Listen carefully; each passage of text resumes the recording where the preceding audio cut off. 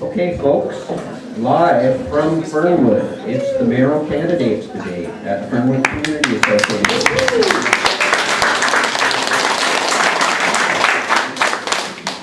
So thanks everybody for coming out, and I want to, on behalf of the Fernwood Community Association, which I have the honor of serving as president, my name is Tony Sprackett, and I want to take this opportunity to say thank you to all these candidates who are stepping up and running for office. It's a huge deal, and I think that sometimes people forget that they're doing it out of civic interest. So I think that they all deserve a round of applause.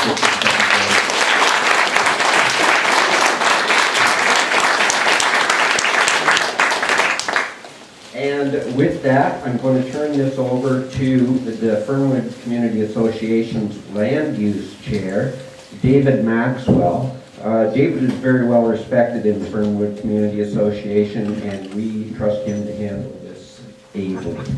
Thank you. Thanks, Tony. No pressure there. I'm holding this in my hand because I just remembered I need to turn it off. So I would encourage you to turn yours off as well, please, or put it on mute or whatever you do. Thank you. Okay, we're going to be done by 9 o'clock. Just put my watch here, and Joanne is acting as our timekeeper for the various things. And so the format is going to be 2-minute introductions from all the candidates, and 2-minute closing comments, and then 1-minute response to each of the questions. A little wrinkle that I picked up when I attended the James Bay forum was they allow one 30-second rebuttal for the night. So each of these candidates gets one chance to rebut something, but only once. So we'll see how wisely they use it. And when Joanne's going to give, when she waves that means you have 15 seconds left, and when the minute's up, the microphone's going to be turned off. And how they're going to communicate that from the front to the back, I don't know yet, but let's hope it works. If not, Joanne will then, maybe you should indicate when the time's up as well. If you stood up, then he could know to turn off the microphone, right? Okay, thanks. Good idea. Okay. Before we start, though, I would like to, and we were thinking about taking written questions from the floor, but realistically, in the amount of time we have, I don't think you should burden yourself by writing a written question. I've got questions here. I've got questions that were left over from the other forums I attended, and so we've got more than enough questions. But before we start, I'd like to give a shout out to the Pandora Arts Collective, which meets here in this hall and has for over 10 years. They meet Tuesdays and Thursdays from noon to 4 p.m. And the purpose of this nonprofit therapeutic arts program is to create a welcoming, self-directed studies environment, providing supplies and assistance at little or no cost. And if you're interested in knowing more about this, go to pandoraarts.ca. That's the ad for the night. Okay, well, I think we'll start with the 2-minute introductions. And Tony and I drew names out of a hat, and Dean Horton is going first.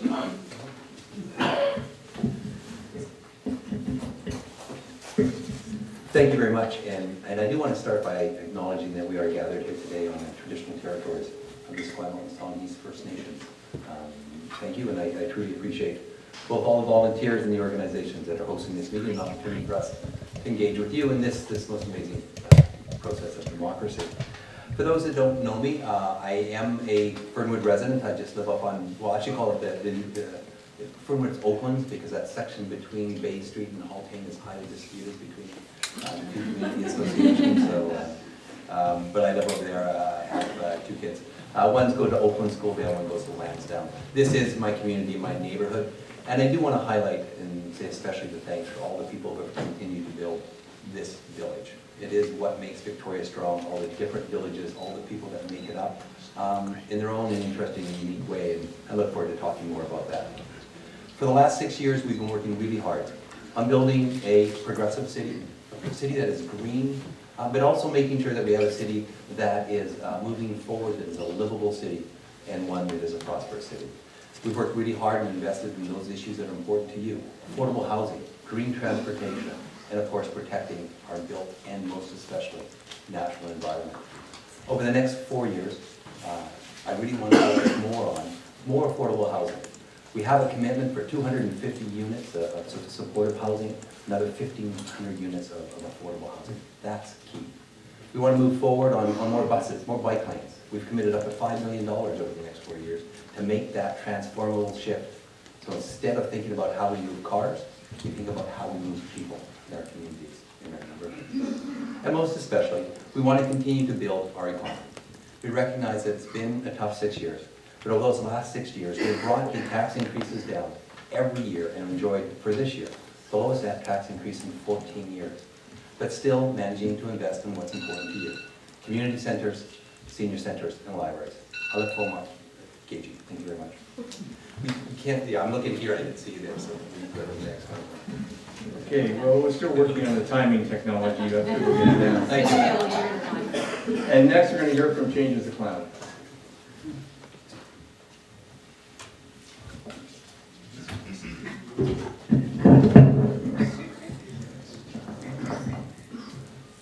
One in 5 children, and an astounding 1 in 2 children of single mothers live in poverty in Victoria. The province of BC has had the highest rate of child poverty in the country for 9 of the last 10 years, and the provincial government continues to stubbornly ignore this social crisis in our midst. Changes the Clown has become increasingly distressed at the failure of governments to address this social crisis in our community. 1 in 5 children and an astounding, and 1 in 2, that's right, half of all children of single mothers in Victoria live in poverty. And Changes wants people to join him in calling for something to be done about that. Changes the Clown believes that as the capital city of the province with the highest rate of child poverty in the country, year after year, the city of Victoria should demonstrate how this unacknowledged social crisis can be addressed at the municipal level, despite the fact that it actually falls under provincial but not municipal jurisdiction. The 2 main planks on the Changes for Mayor election platform address this crisis of child poverty. One of these is an affordable childcare program similar to the one that's currently being planned in the city of Vancouver. So there's a precedent for that at the municipal level in this province. The second main platform plank is a living wage policy, similar again to the one that has been in place in the city of New Westminster since 2010. For 4 years they've had a policy like this in New Westminster. So then that again is a precedent for this within this province at the municipal level. These are not things that can't be done. As election day gets closer, I feel like I should point out to people that the purpose of the Changes for Mayor campaign is not to get votes. If you're a voter on the left, then you should be voting for the contender on the left and not for the clown. Unless you want to register a protest vote, because that's all it would be. If you want to help out the Changes for Mayor campaign, talk to the politicians about your expectations about seeing something done about this.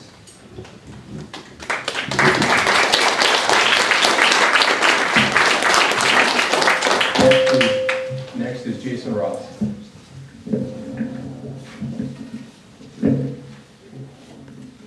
Hi, I'm Jason Ross, and I come at this from a very different approach.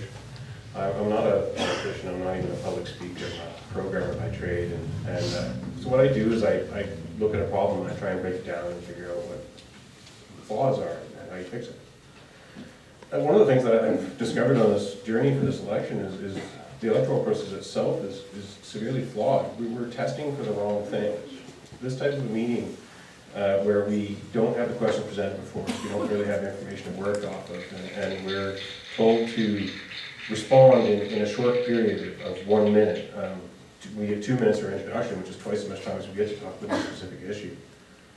And that's not what the mayor or council does. Mayor and council, they get reports, they get information, and they look over it, and they get a few days to actually consider it and reflect and research. And then they come to council and then they discuss it. And there isn't discussion happening at these things. There's not careful thought. I'm not an expert in any of most of the subject matter we're going to be talking about, unless we talk about IT, because, like I said, I'm a programmer. And video, which I've got a camera, and I've been video recording these meetings because I think it's important that it shouldn't just be for the people who attend, it should be for everybody. If you want to go online and see it, that you should be able to have that option. So I'd like to take that approach to the way the city runs. I'd like to break down all the processes that we do. I'd like to break down the meetings of council themselves, because they're really stuffy and they're hard to follow, and council doesn't do a good job of inviting you in and providing you the information in an easily digestible form. I mean, if you want to pay attention to even one issue, you have to read dozens and dozens of pages and do lots of hard work and research to even feel that you're part of the conversation. And I think that should change. Right on.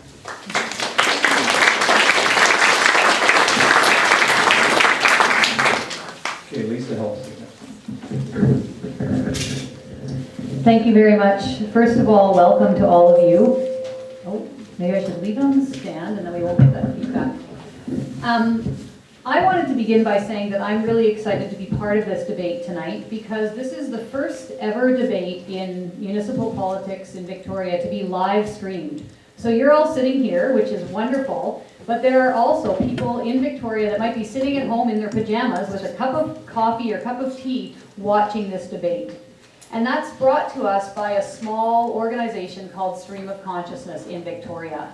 And Stream of Consciousness for me is one example of all of the innovation and creativity that is brimming up in this city. We're bubbling over with creativity, with innovation, with good ideas. On council for the last 3 years, I've watched all too often these good ideas get turned away or take too long to come to fruition. So my commitment, I'll answer questions on topics later on in terms of what my priorities are. My commitment to you as your mayor is that you will be involved on an ongoing basis in shaping the things that happen at City Hall. We will ask you for your input before we make decisions. We will share information with you as much as possible in as timely a manner as possible. We were asked at the Fairfield debate the other night, what's the most important issue to you?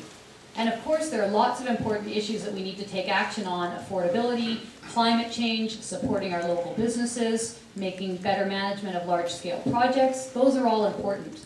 But for me, if we are accountable to you, and if we engage in an ongoing basis in meaningful public participation, then we can tackle anything together. And I'm looking forward to that opportunity. Thank you.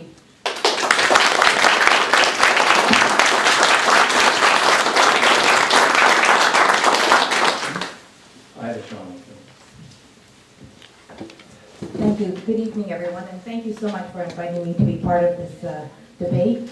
I want to begin by saying that I was born and raised in Victoria, and I do care passionately about its future.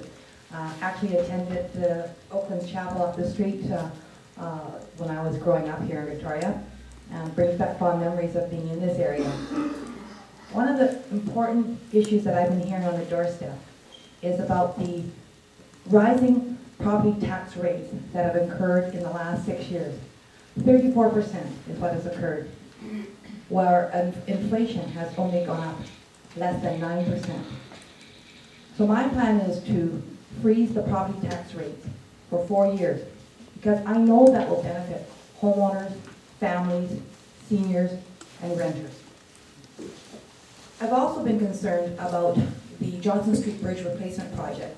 And since 2009, I have seen the original amount that was proposed to all of you of $63 million climb to $92.8 million, and I do not believe that is the end of it. Rather than using a time-tested template, we have an experimental, expensive project, and it's unique in its own way, but it's going to cost you more in the long run. So what I've said that, as your mayor, I will take control of that and provide executive oversight and make sure that it is completed at the lowest additional cost possible. The fact that an independent consultant who was hired to look and review this said no one was in charge is astounding to me. As I said, I grew up in this wonderful city, and what also has caused me dismay is walking downtown seeing all the empty storefronts that are there. Those are small businesses, shop owners. Abandoned buildings, for me, is abandoned dreams. And I don't think that's good enough. So I will work very hard as your mayor in the next 4 years to ensure we bring that back. Thank you.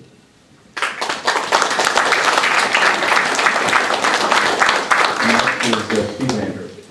Thank you very much.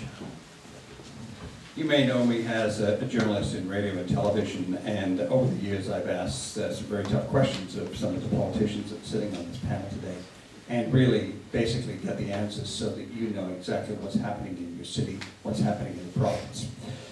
And answers have not been coming from City Hall. It's been a very closed and not an open and transparent government, and that's why I got into the race. And tonight I want to talk to you a little bit about leadership. I want you to ask you, who is going to be the best person that is going to lead the city over the next 4 years? Now, our current mayor really has shown that there is very little leadership, especially not on the Johnson Street Bridge, not on sewage, and not on creating a strong and vibrant downtown Victoria. And I believe we need change. That's what I'm hearing on the doorstep. When Ida Chong's leadership skills were put to test in getting provincial money for the Johnson Street Bridge, she didn't come up with a penny, but she was there for the photo op when the ribbon was cut. And Lisa helps. I mean, she's done some good work in this community, and I have to acknowledge that. But she's not really shown any real leadership on council. She may have had some great sounding ideas about working together. But what about, and she's created a youth poet laureate, or she's pushing through some speed limits against staff's advice. But really, I mean, is this the leadership that we need in this city? Ladies and gentlemen, I can tell you that I can provide that leadership. I'm ready to sit at the head of the CRD table, or sorry, at the head of the council table on CRD, and at the head of the police board. I've got a great team behind me. I've been speaking to experts for years about these issues, and they are joining me on this journey. We've been looking at issues from heritage to addiction and issues of police matters, and we've been formulating a really good policy on this. And I ask you please to go to my website, stephenandrew.ca, and I'm going to have a bit more to say as we get involved in the big issues. Thank you.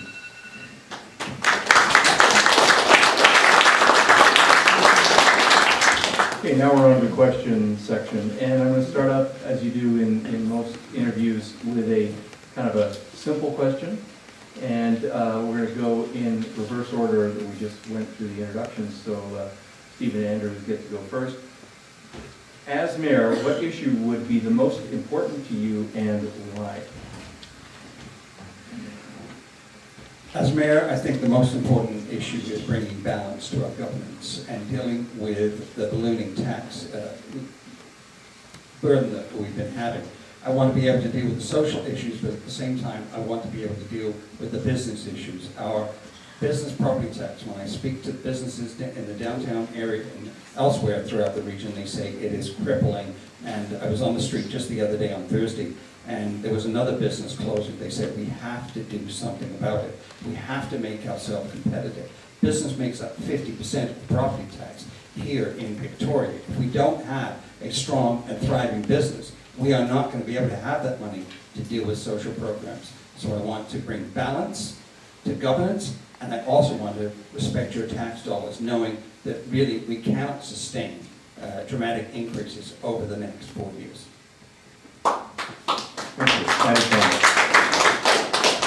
Thanks very much. Well, certainly I want to begin by saying I appreciate what Stephen has said, because that's what I've been saying from the very start of my campaign, that to respect the taxpayers, we can start off by freezing your property tax rates.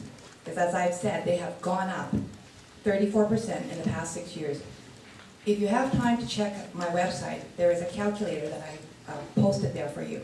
And if you were to enter in what your address and your house, you would see what you paid in 2008 and what you are now paying in 2014. You will be startled, but not in a very good way. And the freezing of the property tax rates is, as I said, important to not just for families and homeowners, but they're also important to renters, because those are passed down. They're also important to our small shop owners, because when they rent a space, all that is passed down to them. So it is important to consider the taxes that you are paying. Thank you. And now we'll hear from themselves. Thank you. Well, I guess I answered that question already in terms of what I said at Fairfield the other night. So I'm going to take a bit of a different approach. I was at Vic High today and at Camosun College and talking about what does local government do. And one of the things that I was reminded of once again, after mapping on the whiteboard at Vic High for the grade 11 students, they told me everything that local government does, and boy are they knowledgeable. They talked about climate change, they talked about roads, they talked about housing affordability, they talked about treating our sewage. And then we started to get into the issues a little bit deeper. And I realized again, and hopefully they realized for the first time, how all of these issues are interconnected. And for me, that's the big issue. When you're thinking about building a new apartment building downtown, we need to think about that in terms of climate change.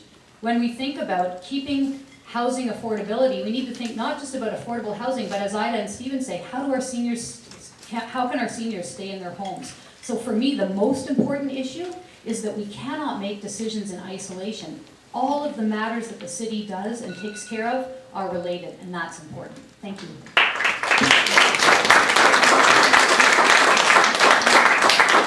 Lisa Ross.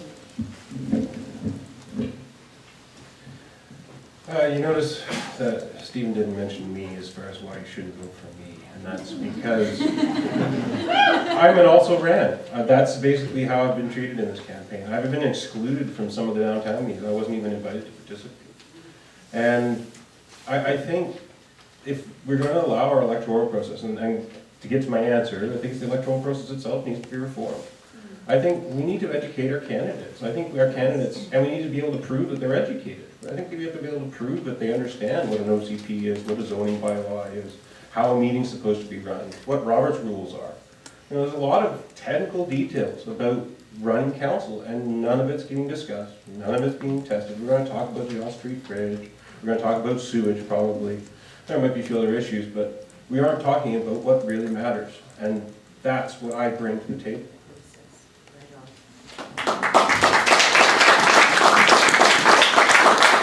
Bring to the plan. 20% of children overall, and more than half of children of single mothers live in poverty in Victoria. That's a social crisis. People, that's more than half. Can you believe, is this really Canada we're talking about? More than half of children of single mothers live in poverty, below the Stats Canada poverty level. These are Stats Canada numbers. These are not coming from some radical activist group. These are actual Stats Canada figures. I can't understand why this isn't the #1 problem on everybody's mind.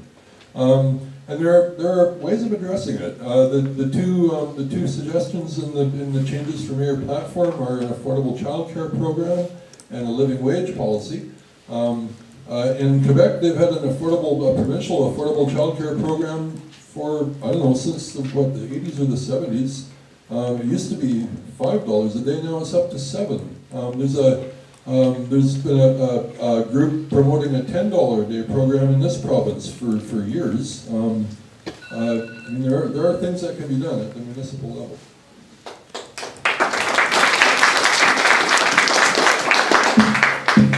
Dean Fortin. Thank you, and I think the question has been interested, which was, what's your one most important issue? And of course, what you've heard of is, from everyone here, is that there's no one important issue. For me, we have to think holistically. Things are very complex. So if I had to put it into one sentence, it's sort of like, we need to build a sustainable and resilient city. We need a city that is socially just, one that is economically sound, one that is environmentally beneficial. We need to ensure that we continue to have a progressive city that moves forward on the issues that are important to you in Victoria. Housing, active transportation, a safe and vibrant downtown. And I'll just say, over the last 6 years, we have proven and we have shown results and movements on every one of those. And together, with your support, we're going to keep that going. Thank you, Joanne.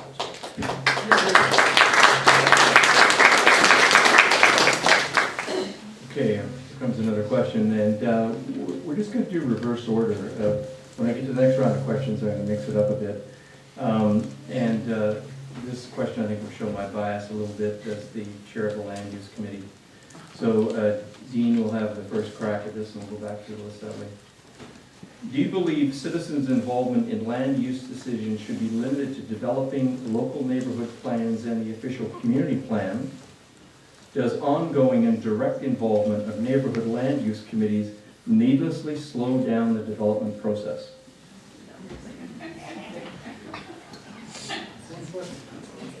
Yeah, 4 answers in that one, and 4 questions in that one. Let me put it this way. I was really proud to work at the Burnside Gorge Community Center for 17 years, and one of the things we worked really closely with was the Burnside Community Association and the running the community center. And together we helped build the Community Association network, having to make sure that there was community voice in the future. I think that without community voice, you do not make sustainable decisions. I think that if you cut out community, that really you're not creating the situation of building a sustainable community. What I've said, and I'll say it again, when you send things to good citizen-led committees, it makes good decisions better and makes bad decisions go away. It's important that we do not have a devolution of decisions away from council who are democratically elected, off to staff, that we need to make sure that the voice of the people are always there. In the plans, in the neighborhoods, at public hearings, out in the consultation. Again, you know, when you get 6,000 people involved in your official community plan, you're doing community consultation. You help build the vision for this city for the next 30 years.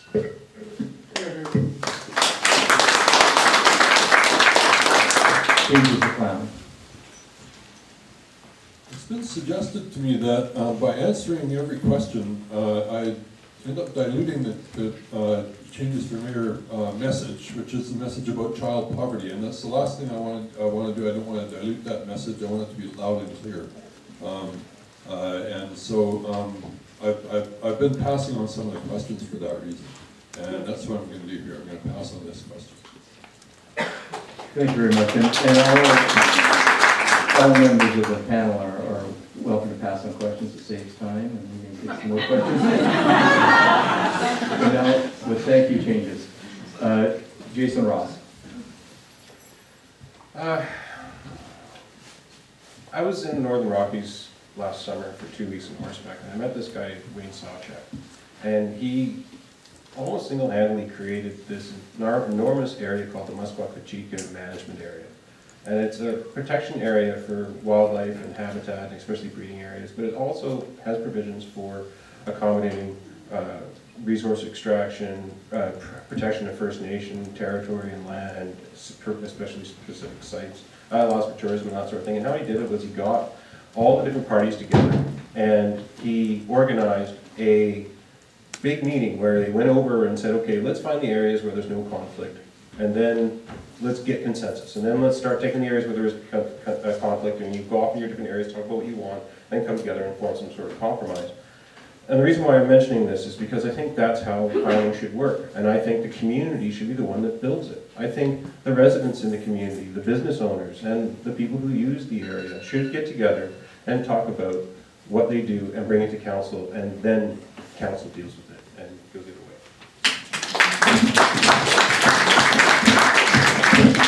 Lisa. So I believe the question was, should citizen engagement in land use only be relegated to neighborhood plans and official community plans? And do I believe that land use committees slow down development and should be pushed aside?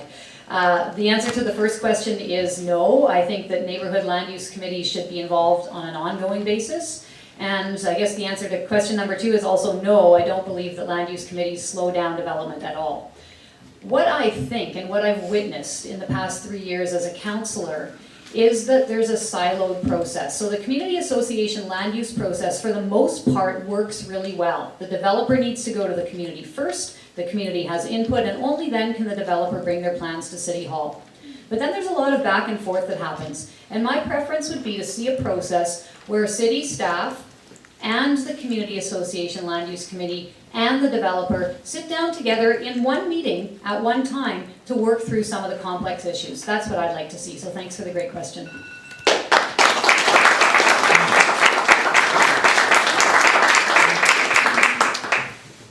Ida Chong. Thanks very much. Well, I do believe citizen engagement involvement does need to happen in a number of areas, and that's why you have your community associations. That's why about 25 years ago, they were established to allow for community involvement, community input, especially as we were seeing the city and the region actually changing, and as development was occurring in some of the more non-urban areas. So I would continue to believe that neighborhood associations, community associations should be involved. But what I would also say is that in terms of the land use committees, that if the terms of reference were clearly identified and that the developer community was aware of the engagement that was necessary, and that the professional staff, and you do have to rely on this, some really great professional staff who work for the city have involvement in that. I do believe you can come together and not have a back and forth and throw kind of situation where all that does is provide inconsistency, and it actually deters the additional neighborhood enhancements that I think you all would like to have.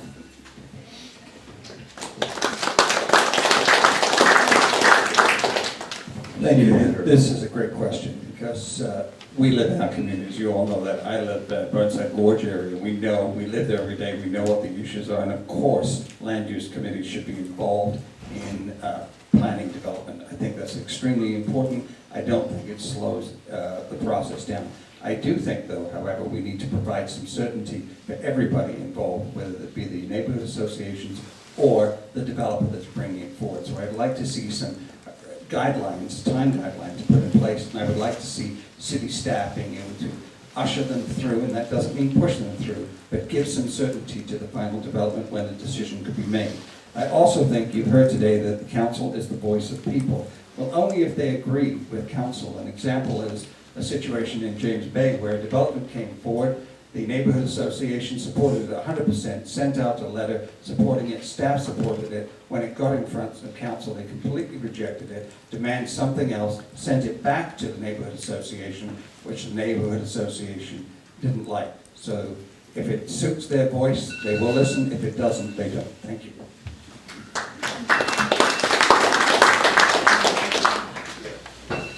Okay, I'm going to change up the next round a little bit. I'll let the timekeeper, you've got some time, Joanne, you can figure it out. So before we start the next round, I want to read the following that I've taken from the Union of British Columbia Municipalities publication titled Local Government in British Columbia. And it reads, the major policy decisions in a municipality are made by the elected council, which consists of the mayor and councillors. A municipal council is a continuing body that speaks with one voice. It cannot be bound by the mayor or an individual member. Members are bound to act in good faith. They must participate in council meetings, and they must not disclose confidential information. The mayor is expected to exercise leadership, but except for some appointment and agenda-setting authority, he or she is, for policy-making purposes, just another member of council. So this tells me that the mayor has to be a person who can express their ideas, debate fully, and so this is where I'm changing up the format a little bit. So what I've done is I've gone to each of these people's platforms and I've lifted out some stuff in their platform and I formed a question around that. And I'm going to allow them to answer that question, and then all the other people on the panel will get to comment on that answer. So we're kind of getting a quasi-debate. And remember, they do have a 30-second rebuttal, one only. And if you have, to the panelists, if you have, if I've misconstrued it or you've changed your mind as a result of events, modify the question a little bit. Okay, work for you, but remember, everybody's going to get to comment on it. And so we drew lots to see who goes first, and the first person was Stephen Andrew. And I'll give you a copy of this, Stephen, as well. It's pretty brief. Okay.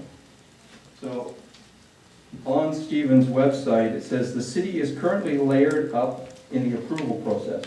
We need to be a catalyst so that quality development that will enliven our city can move quickly through the process. My question is, and it's a couple of questions, what do you mean by quality development?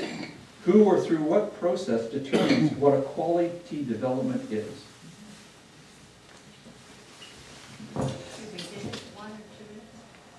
1 minute. Okay, so what I mean by quality, says many different questions here. What do I mean by quality development? I mean a quality development that fits the official community plan, it fits the neighborhood requirements. That's what I'm saying about a quality development, one that fits all those levels. Who or through what process determines what a quality development is? I think that explains it. I didn't get your last question was what? You added another question there. Nope, no, just. That was it? Both questions. Okay, so moving it through the process, I would just like to see a facilitator come in, because some of the developments or the applications on developments are not, they don't fit the OCP effectively, or they may not fit the neighborhood plans. I would like to see a facilitator take the application through, make sure that it meets all of those requirements before it comes out, so that really we're not wasting your time and we're not wasting the developer's time. Thank you. The next person to respond is going to be Jason Ross. Do I get a minute as well? Yes, you do. Everybody gets a minute to respond. All right, thank you. I think the hardest part about determining what a quality development is the fact that we've got three main sets of bylaws that relate to what development can occur. You got your zoning bylaws, you've got your neighborhood plans, and you've got the official community plan, and those three are not in agreement for a lot of things. And in particular, the neighborhood plans, which haven't been updated, in some cases, decades. And we need to have a conversation very soon where we can go neighborhood by neighborhood and take all the information that talks about here's where the local village is, here's what the zoning is for each of the properties, here's what the neighborhood plan says is going to happen, and here's what the OCP says, and find out what the conflicts are and lay it all out so that we at least have a clear picture of what is it that we're telling developers that is in conflict with itself, just because we've got three different sets of rules.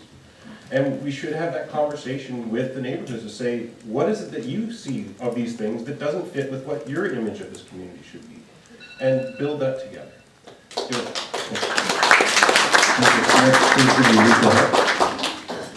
Thank you. So for me, a quality development, the OCP is a good guideline, but a quality development is one that is embraced by the neighborhood, that is profitable for the developer, and that's going to be standing proudly in our city for a long time.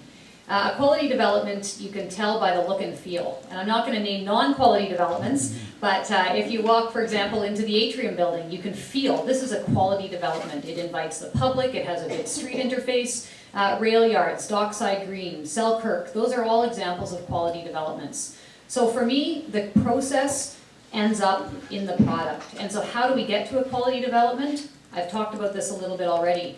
We involve the neighborhood, and we create a process just like the one we have with a little bit of tweaking, where everybody's voices, both the people who are going to live beside or in the development, and the cities and the developers, are part of forming the quality process. So quality process ends up in a quality development. That's been my experience. Thank you.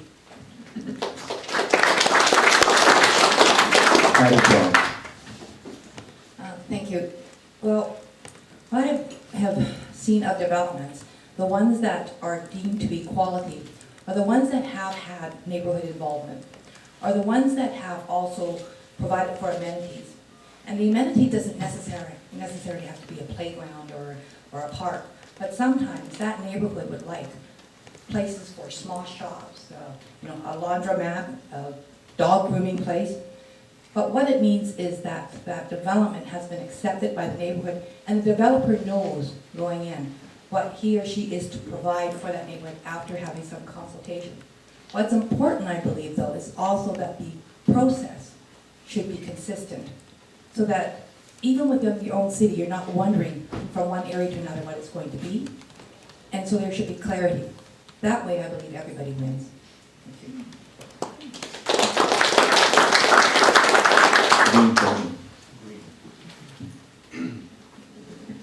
Thank you. What's a quality? Gosh, that was the fastest minute. Quality development. Let's start off with recognizing excellence in design. Should be our expectation. It should not be the exception. We need to make sure that all of our developments moving forward have green features built into that. They must meet those standards if we're going to make any difference and change around how we're affecting our climate and how we're moving and building our cities. Finally, it has to fit within the community. It can be evolutionary, but it shouldn't be revolutionary. Have to laugh in a larger sense. Revolution just changes who's at the top. It really never changes what's going on. But we saw in the 70s, actually, Mayor from Oak Bay came in, and they jammed in Orchard House over the community objections in Oak Bay, in James Bay. And they jammed in View Towers, all these huge towers. And the community rightly rose up and stopped all development for 30 years. You must work. So when you start to hear people saying, let's expedite it, let's move these developments happen, recognize that for true sustainable development, it has to be in conjunction with the community moving forward in a sustainable way.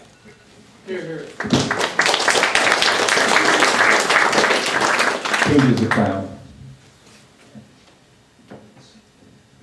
Changes is going to pass on this question. Thank you, Changes. So the next question's directed to Jason Ross, and I realize as I look at these, unless I do a big run-on sentence, it is kind of 3 questions. So Jason on his website, it reads, I also believe in citizen-driven government, and I want to use the 24/7 nature of the internet to build ongoing conversations that encourage cooperation and build consensus about difficult issues. My question is, please explain how you see this working. How would you know when you have reached consensus? Would it involve staff resources? And I'll pass the question down to you just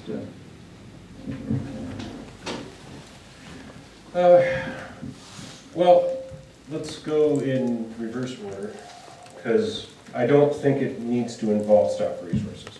I think all you need are a few cameras and a willingness for people to get together and talk, to have a conversation. And if you record the information, you can post it online on YouTube. YouTube allows you to post hour-long meetings, multiple hours. I posted a 6-hour council meeting.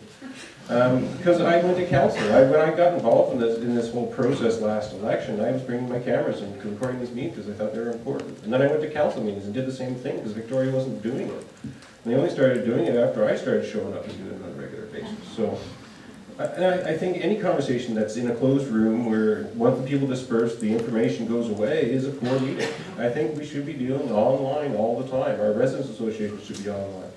And it can be cheap if people pitch in. If there are people who feel that this should be done, then you can volunteer, man a camera, learn editing, post online. We can do this as a community if we all work together.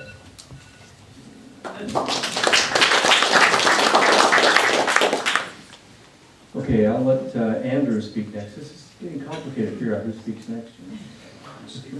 I mean, sorry, Steve. I knew I was going to do that once tonight.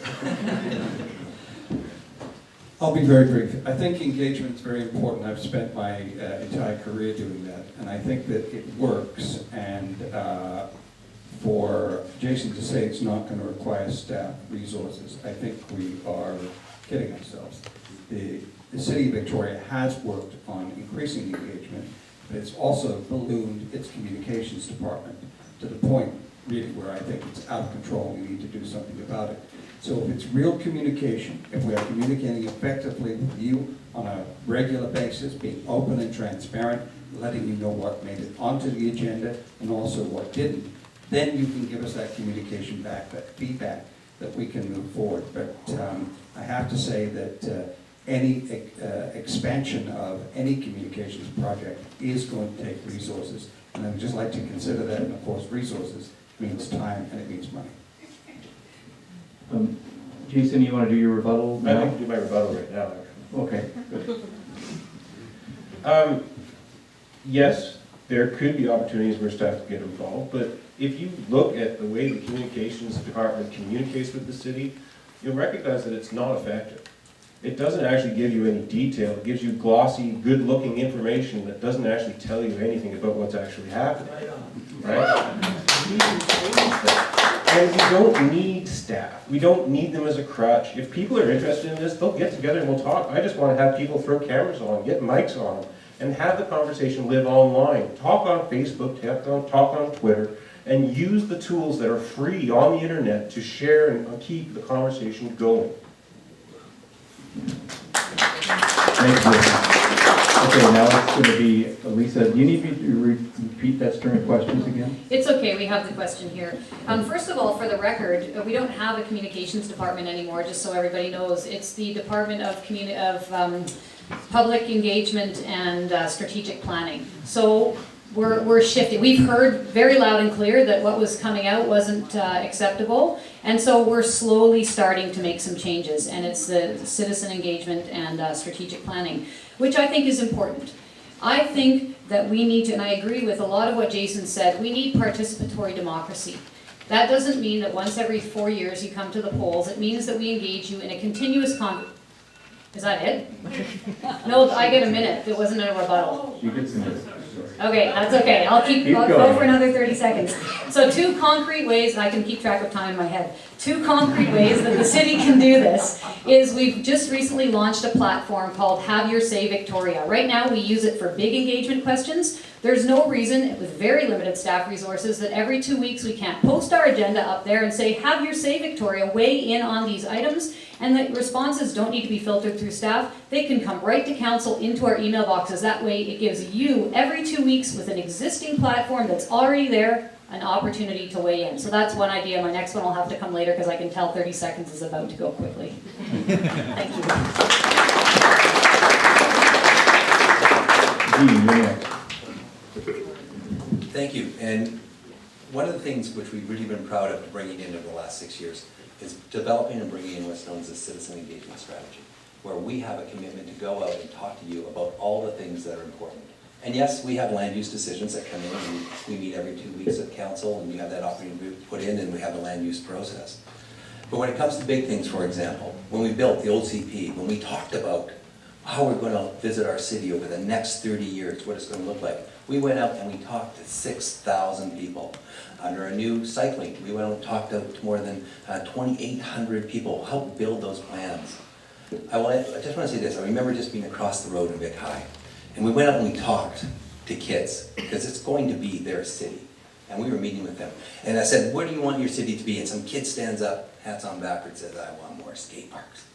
And I looked at him and I said, so when you're 30 years from now, you're going to be in that skate park? And the kid stopped, and then he reflected and he said, no, but I'll be taking my kids there. It's important we go out and engage people where they are.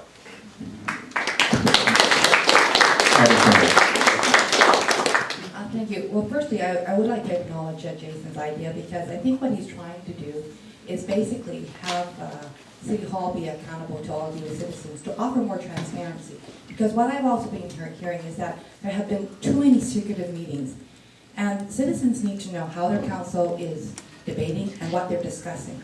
So I think it is a good idea that Jason suggested. And with regards to staff resources, you know, I've seen it where you can actually have people involved who are manning the cameras. You can get students from the high schools and students from the colleges, because they want to learn how to be behind a camera. I think that can work as a volunteer process for them. But I would challenge a comment made by Lisa about changing the name. Changing the name of communications doesn't change the spots of what it does. And I don't know why we need such a large budget for a population of 83,000 people.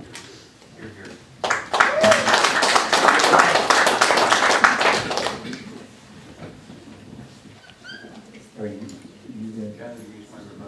okay, we're using a rebuttal here.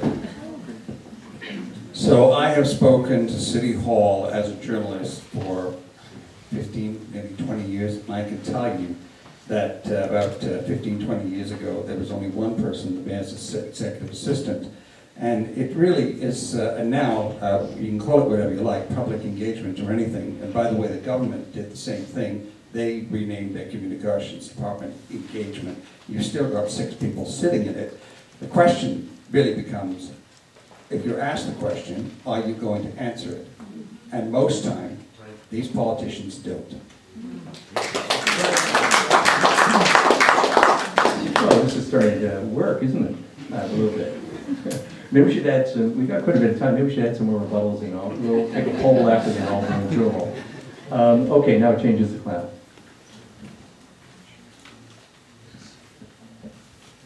You know, Jason's right that we need to revitalize democracy. You know, we need democratic reform, electoral reform, and he's right that we need to explore all different kinds of ways of doing that too. You know, and obviously the internet, modern communication technology holds vast potential for that sort of thing. It's 24/7. You know, you can do it right from your bedroom, from your kitchen table, wherever you're comfortable.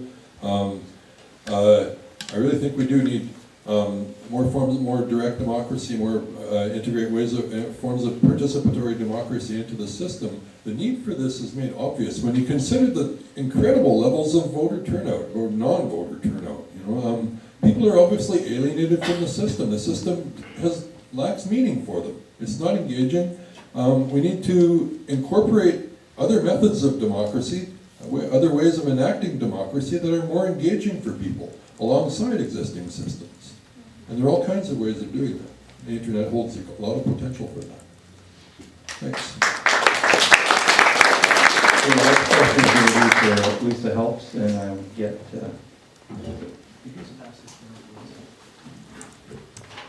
It's a bit of a lengthy one, because if you've been to Lisa's website... I've got detail. She's got detail. So, in looking at Lisa's website, I looked at only her one-year commitments only. And I only selected a few of them. Transform City Hall from an organization that is managed as a series of department silos to an organization that is managed as a system. Implement use of Have Your Say Victoria, the city's interactive web platform. Create a public participation plan. Appoint the Mayor's Economics Development Cabinet. Improve city's processes and reduce processing time. Create an enterprise facilitator position. Develop pocket parks and appropriate parking spaces on city streets. Update the City of Victoria's bicycle master plan. Appoint a Mayor's Creative City Cabinet. And work to rebuild the city's relationship with municipalities around the region and with the provincial government. So here's my series of questions on this. Assuming the majority of these will require staff support and involvement, possibly a budget, and could bump other items off the work plan, how will you convince your council members to support you doing any or all of this?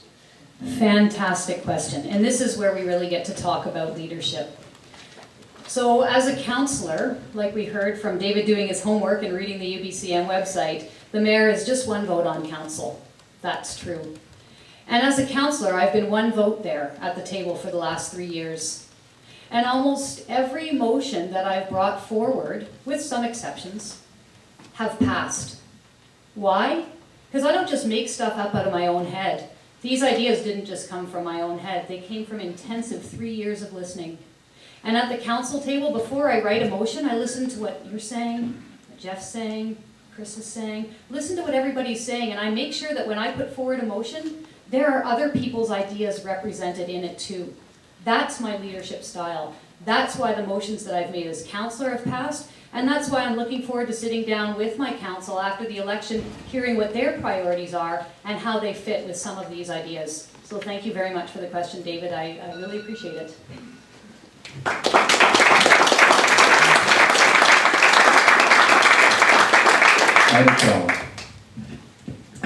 Thanks very much, and you know, a number of areas that I guess Lisa wants to pursue, but I think one of the most important matters that occurred during her term was dealing with the Johnson Street Bridge Replacement Project, the Blue Bridge Project as we all know it, and the financial fiasco that it has been. So, you know, I'm finding it hard to understand how she would be able to convince her council when she wasn't able to convince council to provide all that additional information that is needed as to how much additional money we're going to be looking at. You know, I recently was able to release a report done by an independent engineer who said we could be faced with another $11 to $17 million. Now, it's all posted on the public website, I understand that, but not everyday persons would go to that website and understand it in a comprehensive way. It took this independent engineer the time and effort to put it together, and I'm thankful for that. And so I would have just suggested, Lisa, your leadership style should have demanded that be brought forward. Can I have my rebuttal now? Report was released. So the reason that Ida has the data that she has to write her report with her independent engineer is because from the moment I sat down at that council table, I've been asking questions and demanding answers on the Johnson Street Bridge project. The reason that the information is made public is because we've pushed as a council to make it public as soon as possible, especially after our new city manager started, and he has a different commitment to public participation and transparency than our old city manager did. I've asked the questions, that's why Ida has the information. I've taken as much leadership as I can, and I assumed that someone was in charge, I assumed there was a project schedule, and I assumed that the mayor was in charge of making sure that those things happened. Thanks, Ida.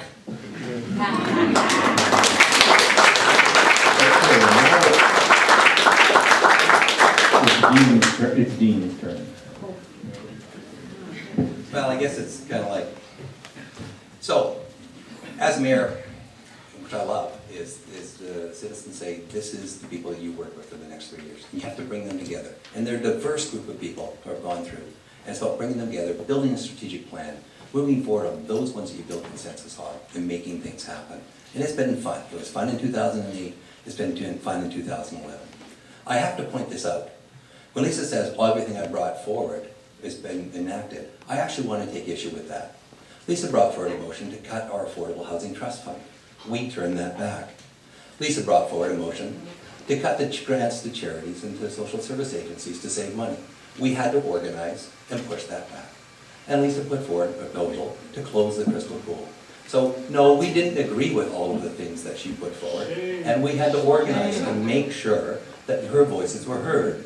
So she hears them now, and she's putting it forward. But it comes down to when push comes to shove, you need to understand what the values are behind when people are making decisions. So those are the ones.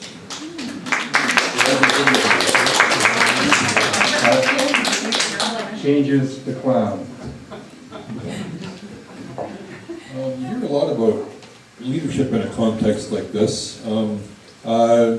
Something that's sort of related to leadership, which is sort of part of what I'm doing here, which I don't actually talk about very much, involves the clown suit and the largely concealed identity. You'll notice that the name on the card here is not my real name, it's Changes the Clown. All of this is intended to deflect attention away from the individual and away from the focus on personality in politics, which I think is absolutely inappropriate.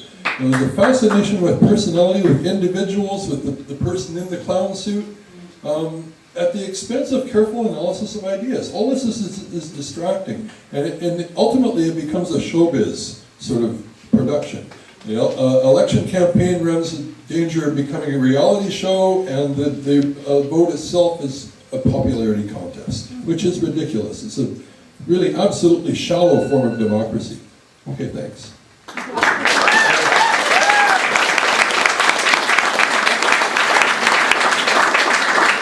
Now we'll hear from Stephen Andrew.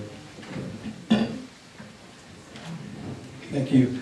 The question was about transforming City Hall, I think. And if you have a look at my brochure, you see what I'm going to do is set councillors to deal with specific key issues such as finance and efficiency, economic development. They will, and the list goes on. You can have a look at the brochure or go to my website, stephenandrew.ca. They will develop policy along with the community and experts and then bring it forward to the council table. And when we get a win, I am going to be standing beside that councillor and giving them the credit for what they're doing, because that's the work. We should nurture our council, make them shine and have a collaborative process. Also in the committee of the whole meetings, I'm going to rotate the chair at every meeting so that everyone has a team spirit at the table, despite their political or their partisan background. They will have to realize we are there to do a job. We were elected as a council and we must act as a council. Thank you.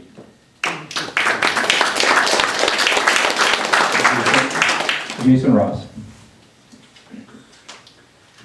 Am I mic on? Yeah. I believe one of the parts of the question, I've got it right here, is how you convince your council members to support you in doing any or all of this. And I think my perspective has always been, it's not what you choose to do, it's how you do it. And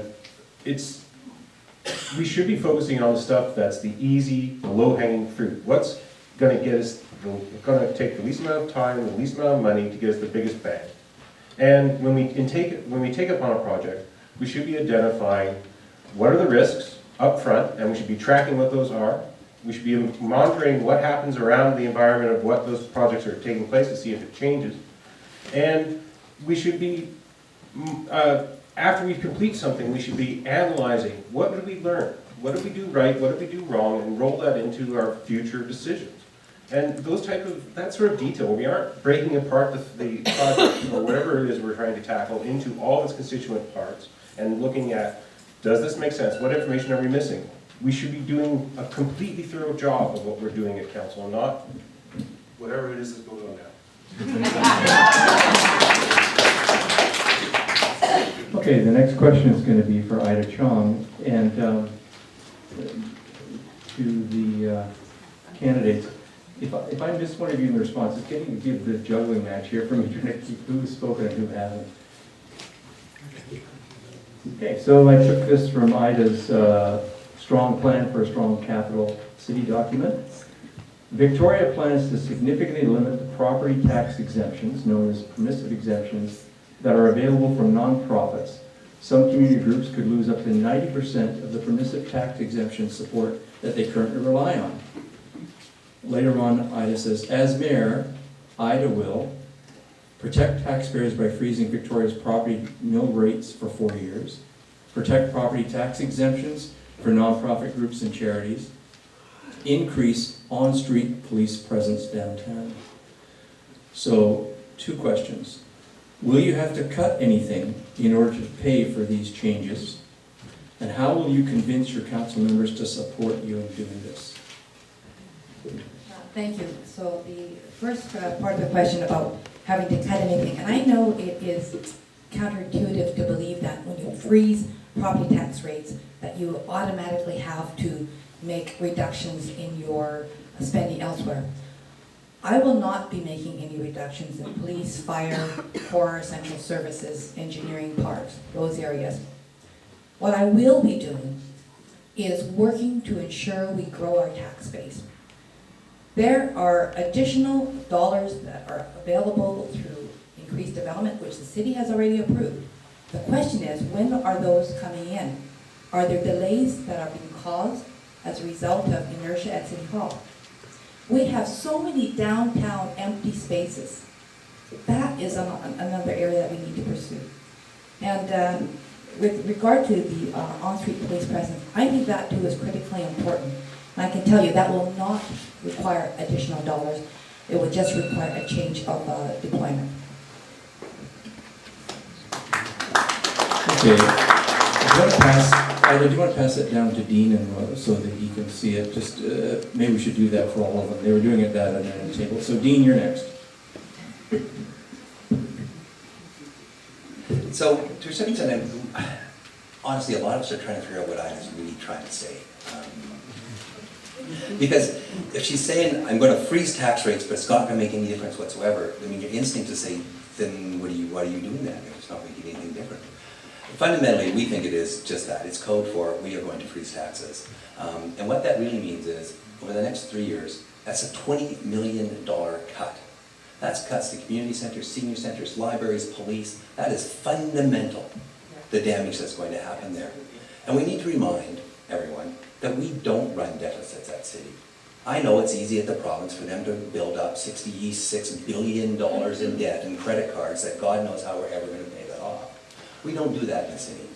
What we've done over the last 6 years is prudently add 1% tax increase every year to our normal 1.82%, which is inflation, to build up our infrastructure reserves from 75 million to 125 million, because I don't believe, and our city council doesn't believe, and that includes Lisa, that we don't believe that we should mortgage our children's future. That's why this is such a dangerous and radical plan. It's all about tax.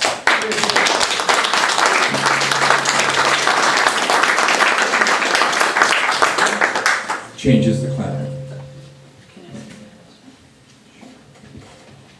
Changes agrees that there are definitely places to identify savings in the municipal budget. I have a brief list here, which I put together basically off the top of my head, involving things like policing of homeless people, policing of cannabis users, the police vehicle budget. I don't know how many full-size SUVs there are in the fleet, but I don't know how many they really need to police Victoria. I mean, and the NASCARs that they drive around town are incredible too. I mean, I don't know what the horsepower is. It's crazy. Imagine the fuel they could save. Anyway, I mean, think of the police cars that they drive in Europe, at least small sports cars and so on. Anyway, the other things would be senior management salaries of excluded staff, roadwork budget. I don't know, maybe this is just me, but I see a lot of roadwork going on that doesn't seem necessary, could at least be delayed when there's a social crisis in our community. You know, one in two children of single mothers, and overall 20% of children living in poverty.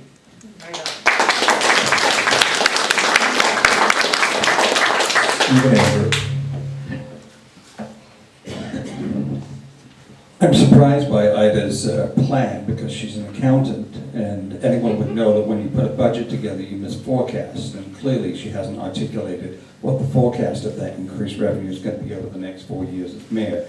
So the bottom line is, rather than say freeze taxes, I'm going to limit tax increases so that we can deal with the infrastructure problems that we have. The mayor has just said that he's not going to mortgage our children's future, but just ladies and gentlemen, we have 3 times more debt than our neighboring municipalities, and that is a concern.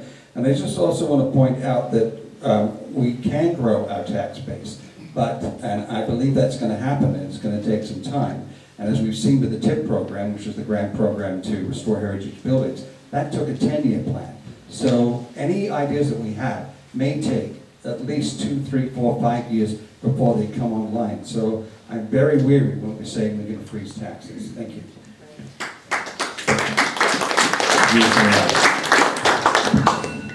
Thank you. So I guess we're just responding. I think it was. Oh, Jason. Oh, sorry, I heard Lisa helps. Sorry, Jason. No, it's okay. It's hard to hear. Yeah, it's hard to hear from the side too, I agree. It is. So I'm going to try and kill 2 birds with 1 stone, and my main topic of this subject is cheap, gimmicky politics. I don't like cheap, gimmicky politics, and I think to just blindly say you're going to freeze the property tax at 0 is a disservice. Esquimalt did that this last term. They did it every 3 years. They did it, and the last budget we sat in and watched. And they were bending over backwards trying to find ways to cut this and that just so they could get that artificial freeze tax. And I think it's cheap and gimmicky. And so is what Dean said. Yes, the city doesn't run a deficit because you're not legally allowed to run a deficit. No city in the province of BC runs a deficit. It's part of the law that's at the provincial level. So let's talk honestly and frankly and stop trying to massage the message and make some sort of political stance.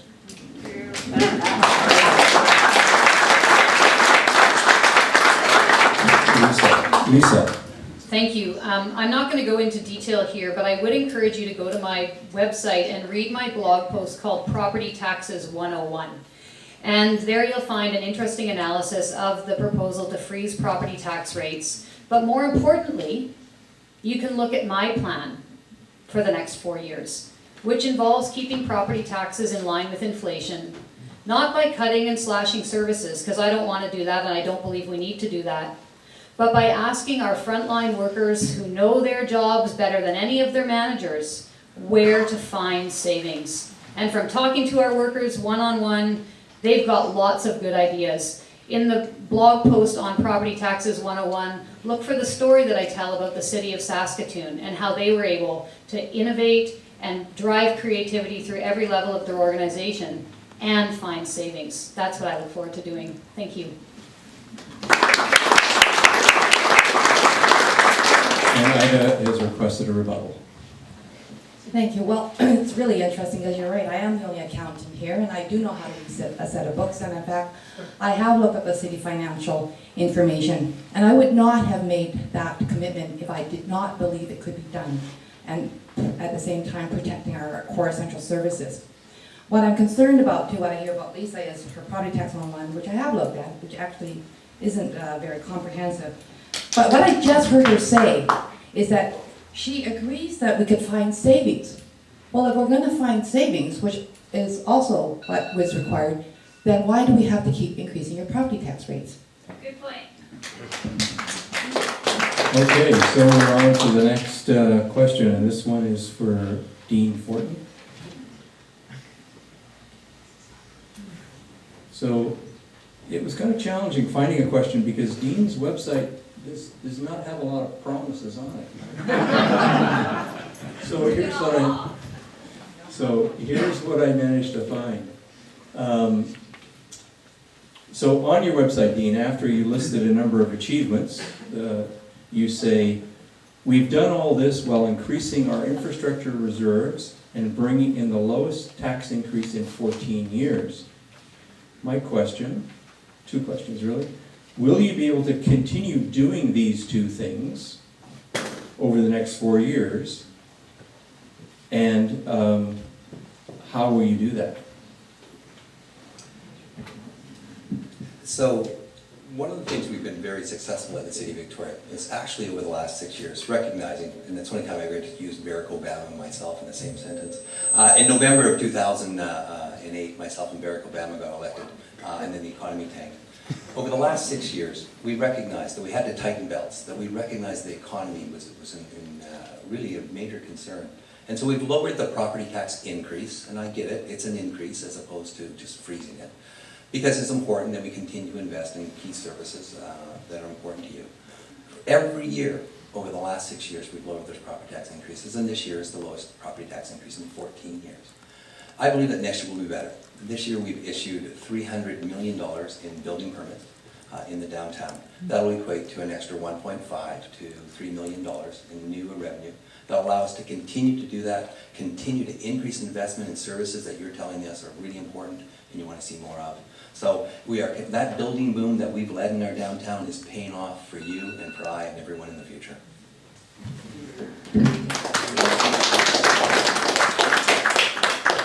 Okay, changes the clown. Changes will pass on this question. Yay, changes. Thank you very much. So now we're to Stephen Andrew.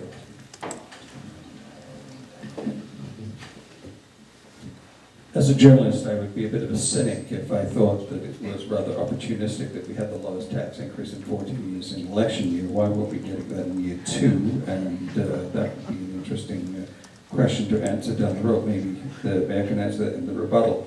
But let's talk about the building boom and the money that that's bringing on. You know that we have debt, and anyone who has a credit card knows you get revolving credit and interest on that debt. We need to reduce our debt so that we can free up more of the dollars down the road to pay for the programs that we need in this city.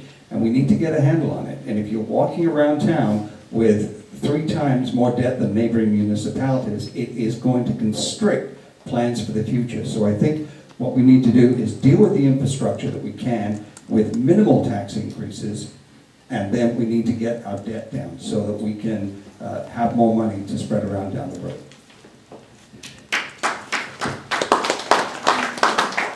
Jason Ross. I'm looking at this question and I'm trying to figure if Deanie actually answered it. And that's the problem I have with when he speaks, is I don't know what he's saying. I don't understand, because it goes on to this political babble speak, and it's, like last meeting, you guys weren't there, I don't think most of you, and we had 3 questions directed at him, and all of us asked a question, he didn't answer any of them. And I don't understand why we keep electing a person who can't answer a direct question. And anybody else on this table, I think, is more qualified to be able to do this job.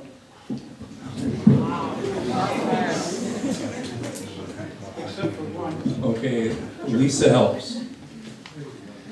Sorry, I'm just adjusting. That's quite a statement to make. I wasn't going to comment on this because, there's not really that much to say. Yes, we need to increase our infrastructure reserves and keep limiting tax increases. But one thing, that I'll I guess point out, I took a risk on my website by putting up a whole bunch of detail. A very detailed plan that says in year 1, you can expect this. In year 2, you can expect this, of course, with the will of my council. So one of the things I would like to request of our mayor is that we get a little bit more detail on his site about what his plans are for the next 4 years. So I guess that's my comment on this question. Thank you.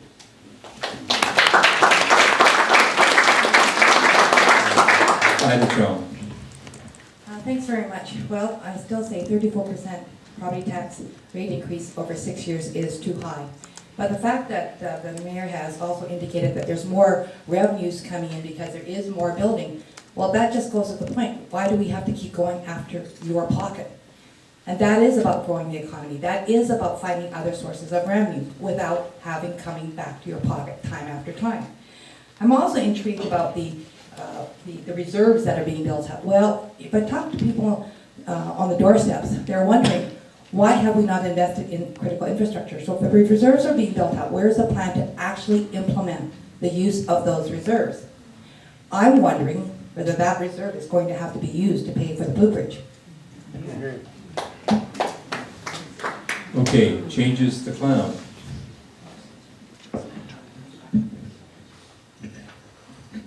Changes that pass on this question. Okay. And the next question is for changes to clown.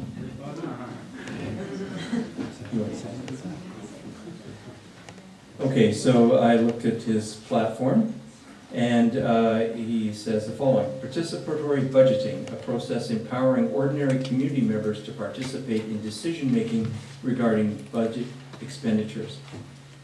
Could you expand on how we would do this, and just talk about what you mean by it exactly? This is related again to the question of democratic reform. A number of people have been talking about that. I really do think we need to explore new ways of enacting democracy, and there are hundreds of them out there. A lot of them are, they're things that people aren't all that familiar with because they can't be manipulated and controlled by money in the way that simple electoral politics can be. So this is a participatory budgeting is a form of direct democracy, a way of incorporating participatory democracy into the municipal budgeting process. And it's been in place in, the sort of prototypical case that everybody talks about is in Porto Alegre with Brazil, where it's been in place for decades. But there are places in the U.S. where it's in place, Chicago and Boston and other cities. And also aspects of school board. There are a number of school board organizations in Canada that use this kind of thing too. Stephen Andrew. Okay. Jason Ross. Changes, do you have anything else you wanted to read there? I'll read it, to use my time. Otherwise I'll pass. Okay, I just want to read. Lisa helps. Thank you. Participatory budgeting is something that I'm very passionate about and very excited about. Our council this year has adopted a new budgeting process brought to us by our city manager. And in 2015, we're going to do a much better job than we have in the past at asking for your input. And in 2016, with your input from 2015, we're actually going to be implementing participatory budgeting in Victoria. What this means is that you have a direct say on a certain portion of the city's budget. I was up in Tofino helping the mayor of Tofino and their finance committee implement participatory budgeting up there. They're the first municipality in British Columbia that's doing it. They took $20,000 of their grant budget and they're turning it over to their citizens to say, you help us decide. So I'm really looking forward to seeing, obviously we've got a bigger budget than Tofino. Their whole budget up there is $5 million for the year. But I'm looking forward to 2016 when we will implement some form of participatory budgeting and you'll be able to directly have a say in how your dollars are spent. Thank you.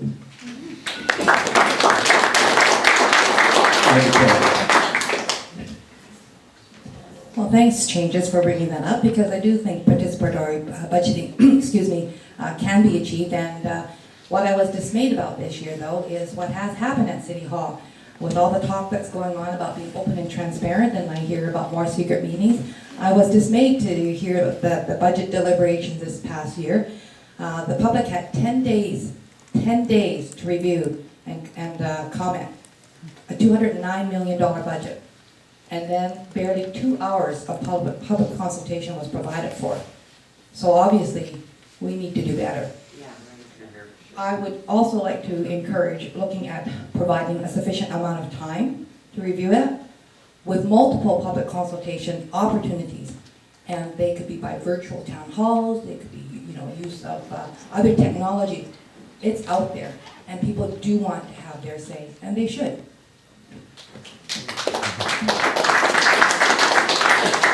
Dean Fortin. Thank you. I love participating in budgeting. I think it's extremely important. I think always in our budgeting, we only look for continuous improvement and how we can do things better.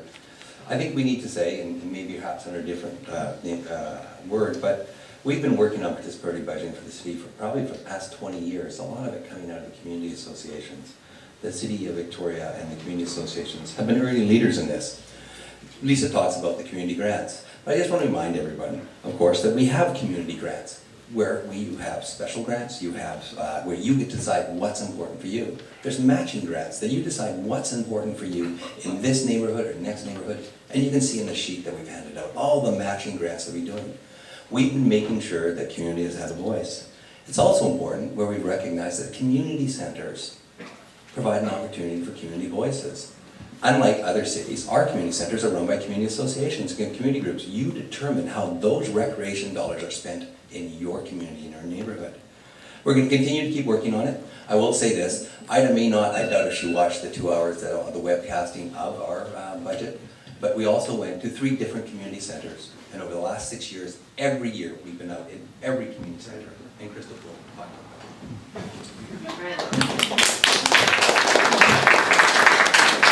Okay, that's got through the questions that were based on what's on people's websites.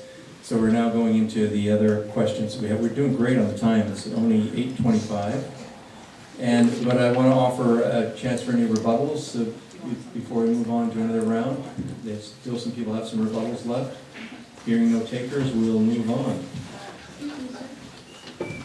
I Yes. was wondering if there's a possibility of questions from the floor. I've got quite a few questions to plow through here that people have submitted, and I've got But from we're others. talking about participatory democracy, and here we are. Certainly, if we get done through this before 9 o'clock, certainly, or if you want to, well. We will stay after. Okay, I will stay after the rest of you. okay, question, and I'm just gonna, you all get a chance to answer this question. It's not directed at anybody. Recent media reports have highlighted a growing number of homeless seniors having to rely on our shelters.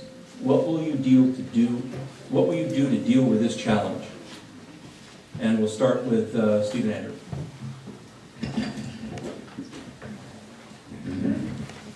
Well, I think the first thing we need to do is, the first thing I would like to do, we have an issue that we don't fully grasp how bad it is. I would like to have an effective homelessness count. Now, I'd like to get that moving as quick as possible after I'm in the mayor's office so we know exactly what we're dealing with. And we need to start using regional resources. Saanich has just opened up, starting on a project to deal with homeless people in the senior demographic. The other thing that I have discovered as well.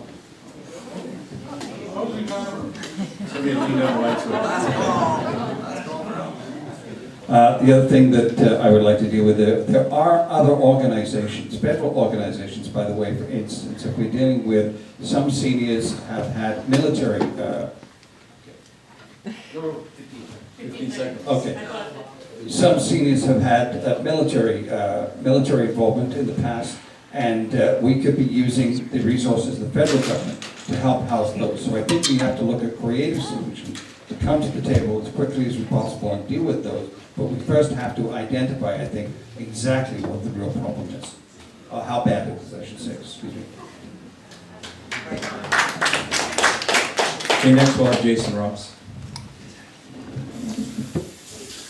I wish I knew more about this issue to be able to talk about it in an informed fashion. And again, this is sadly one of the areas that I don't have the expertise in, but I feel strongly that there should be things done about it. And I think the community has some of the best answers. So, to go on a theme, the idea is that we go and we talk about this, and we have members of the public, we have organizations come forward and bring what the options are and see what we can do that, again, best bang for the buck. What can we do that's cheap, effective, and actually gets some sort of real result in a quick period of time? Lisa helps. Thank you. This is where property taxes actually become really important and keeping them at a reasonable rate, inflation or less. One of the things that seniors fear is being taxed out of their homes. And I hear that on the doorstep a lot. It's very real. The other thing is this is going to get worse, not better. In the next 15 years, there's going to be one working person for every 2.1 seniors in this region. So this is a problem that's getting worse and that needs attention. I agree with Stephen. What we need are creative new solutions in addition to the ones that we've already been implementing. So we continue to fund nonprofit housing providers to build more affordable housing, absolutely. And again, if you go to my website, you'll see in year 3, I propose that we look at maybe increasing the amount that we give to the city's Affordable Housing Trust Fund. We also need to get more creative in terms of partnering with the private sector and turning some private sector units into affordable housing. Just like that, again, there's more details on my website. I can't cover it in a minute. It's a really, really important question.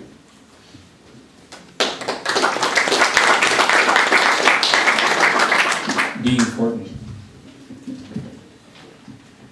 Homeless seniors is one of the growing areas of populations that we have huge concerns with, the other one being youth. When Oak Bay turned down twice the expansion of Oak Bay homes, we went out as a city, as an individual, we said, let's put those in, and we found a space in Victoria for those senior care homes, which are now going to be on Hillside in the Blanchard Quadrant area. It does allow an opportunity that the Baptist Housing, who's moving all those up there, also controls the central care home. We are meeting with BC Housing to transform that central care home on Johnson Street just into low-cost senior housing. Doesn't need to have care, just seniors that need to be able to afford a place of 300. That's 100 units that we can move forward. We're committed over the next 4 years to bring in 200 units of housing with supports, to bring in 1,500 units of affordable housing. And just last week, Mayor and Council moved forward 175 affordable and low-income housing in Big West and in the Burnside area by the arena. We can make it happen. We have been making it happen. We have a plan and it's working. We can continue this. Introduce the plan. Doing child poverty activism, I find that people will often take issue with the category of child poverty. People often want to point out that child poverty is really family poverty. That's absolutely true. Another category that people often bring up is senior poverty or elder poverty. And I just, every time they do, I just have to agree that this is screaming out for more attention. I mean, it breaks my heart to hear some of the stories. I mean, I remember one woman in her 70s told me about how she had broken her glasses, I think a year before or something, and was unable to replace them. So this is a woman living with broken glasses for a year, you know, indefinitely. What's going on here? The changes for mayor platform includes two things to address child poverty. One is affordable childcare, and another is the living wage. A third leg of a more comprehensive approach to addressing poverty involves social housing. Other people are talking. Changes is here to talk about things that other people are not talking about. Other people are talking about social housing, so that's not on the changes platform, just for that reason. Okay, the next question. There's a number of boarded up residential buildings. Oh, sorry. Thank you. Glad you caught me on that. I knew it was going to happen. Ida Chong, sorry. Thanks very much. Well, first of all, I want to say, Lisa, I do feel it's a bit disingenuous of you when you say, on the one hand, seniors are worried about staying in their homes because of increasing property taxes. Then on the other hand, you're saying that it's okay to increase property tax rates. I have talked to a senior in her home, and she has been having to defer her property taxes because of the 34% increase in property tax rates over 6 years. So that's first and foremost. If you do believe that seniors are worried about that, I think you should be supporting a property tax rate freeze. I would not agree with Stephen, though, about having another homelessness count, because that has been done. We have nonprofits who have just recently done that. The coalition has taken care of that. Clearly, what's needed are good, solid partnerships with senior levels of government who not only provide some of the physical assets, but also the support services that are needed. But it's also necessary our partnerships with our nonprofit, who do a wonderful job and will continue to be there for us if we support them. Have I missed anybody else on the panel this question? Thank you. Okay. So the next question. There are boarded up residential buildings, some of them close in our neighborhood, and they've been boarded up for over 10 years. One of them is now burned. These were truly affordable units. They were at the, you could rent those at the income assistance rates. What are you prepared to do about these boarded up buildings? And we'll start with Jason. Is that my mic?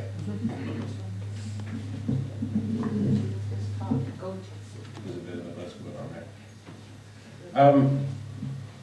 That's an interesting fact. I didn't know that there were a bunch of boarded up buildings that were actually, if they're structurally sound and they're actually usable as residential buildings, then I think we ought to be looking at our stock. Why don't we go through our whole property, our whole city, and see what buildings are there that might actually be viable houses that we could actually use right away. And I know they're probably owned by private people, and you'd have to try and find some way to bring them in and say, hey, look, maybe the community can get together and help fix the thing up and get it ready for you so that somebody could actually use it as affordable housing. But, you know, it's an interesting thing. I'm going to have to read more about that. Sorry about not having a good answer. Lisa helps. Lisa helps. Thank you. I do hear a microphone buzz.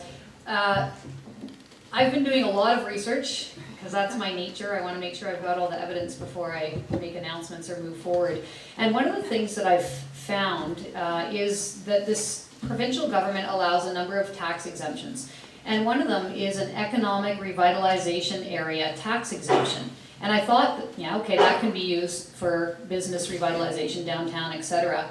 But it can also be used for affordable housing. And I'm not proposing this tonight because I think it requires some careful study. But it is possible, according to provincial legislation, to designate a plot of land. So, for example, the derelict building on Yates Street, that could be designated as an economic revitalization area. A tax exemption could be granted in exchange for someone developing that as affordable housing. So there are tools, and it occurred to me, we could use this not just for economic revitalization of business, but also for affordable housing. So that's something that I would like to look at should I be elected. I think there's some hope there.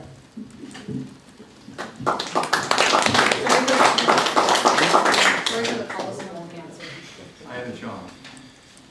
Thanks very much. And it really is a shame when you hear that something's been boarded up and no action has been taken for 10 years, and you have to then ask why. Why would people who own a piece of property not want to fix it up, renovate it, get it useful for the people and for a neighborhood? And I guess the only answer you would probably be coming up with is that perhaps they're not getting the help or the assistance that they need from City Hall. Not a friendly place where you can learn about what you can do, what the process is. There's inconsistency that already takes place there. There's not clarity on what happens. There's interdepartmental overlaps. So if you owned the property, would you want to spend all that time doing that? So one of the first things I believe you have to do is be much more customer friendly and focused and allow people who want to contribute to their neighborhood feel that they can and be encouraged to do so. And maybe we'll get some of these boarded up buildings open again and for affordable housing. Dean Horton.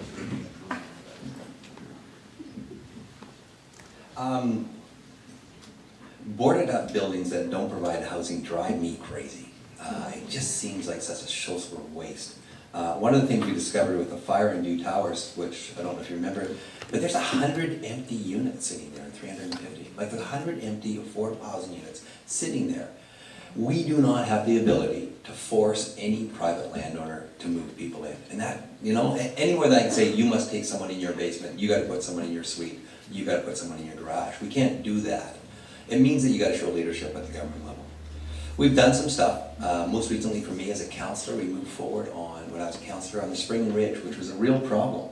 We were able to move in, get the bylaws to actually bring in an opportunity to get new management in there, and those things are under control, providing good management. We've worked with nonprofits, and I think that's where we have to avoid it, because once government starts getting involved and start giving grants and money to for-profit people, it's an issue. But the energy, I mean, we help them through grants and work with CRD and the City of Victoria to put those 6 affordable housing units just above the coffee shop there. That's amazing work that you've done locally. And we bought the Travelers Inns. We've shown real leadership on this, and we want to keep doing that.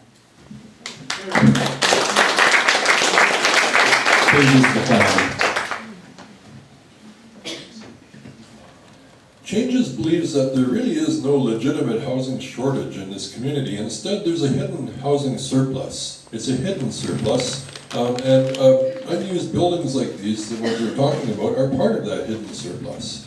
We could go on about other aspects of what I'm calling a hidden surplus too, but that's part of it.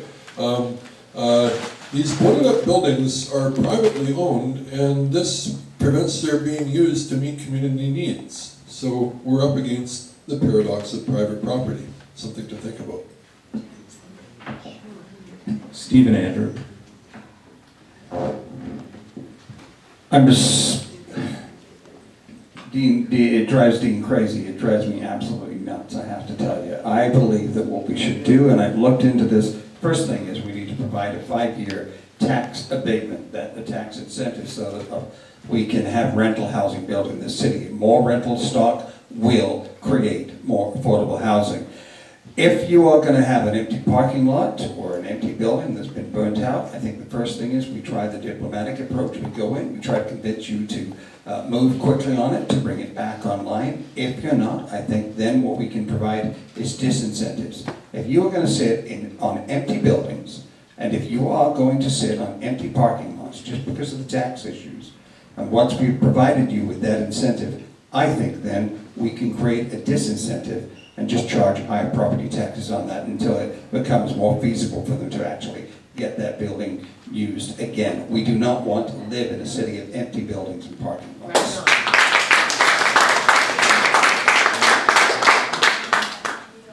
Okay, the next question.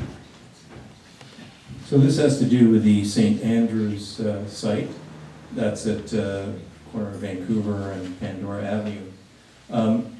Do you support the location of a 37,000 square foot grocery store or other big box store in that location? And we'll start with Lisa. Thank you. It doesn't matter what I support. And this is really important. This is why I was talking earlier about, I will answer the question obviously. This is why I was talking earlier about a land use process where the city and the developer and the community all sit together. One of the things that is not known in the public is the city has no control over what kind of store a developer puts into a building. You can downzone the site to prevent a large shop. So is the question, would I downzone the site? Of course I wouldn't downzone the site because the official... Ben Isaac suggested that. Well, excellent. I'm voting for Ben too. I am, yeah. But the question is, would I support a grocery store in that site? Well, the city doesn't, this is important, the city doesn't have control about what goes into a building once it's built. The official community plan was developed by over 6,000 people. Now, I'm not saying that I support the development that's there. I think that we need to do some more work.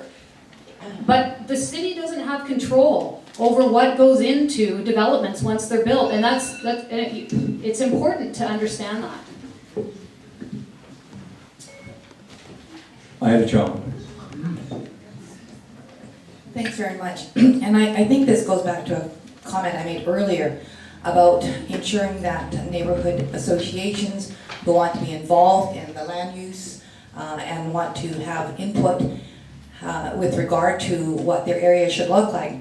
If it means certain development, if it means certain amenities that are maybe not parks, but are perhaps other grocery shops or maybe even a laundromat, things like that, as long as the community was made aware and was involved in that process at the beginning, so once the development was approved, then everyone would know, and then there wouldn't be this question about whether there should be something in there now or not, after the developer has started that process. To be fair, the neighborhood should have been advised or consulted to make sure that they knew what the amenities were going to be provided, and then the developer would have been able to accommodate that and not come into this conflict that I understand is now happening.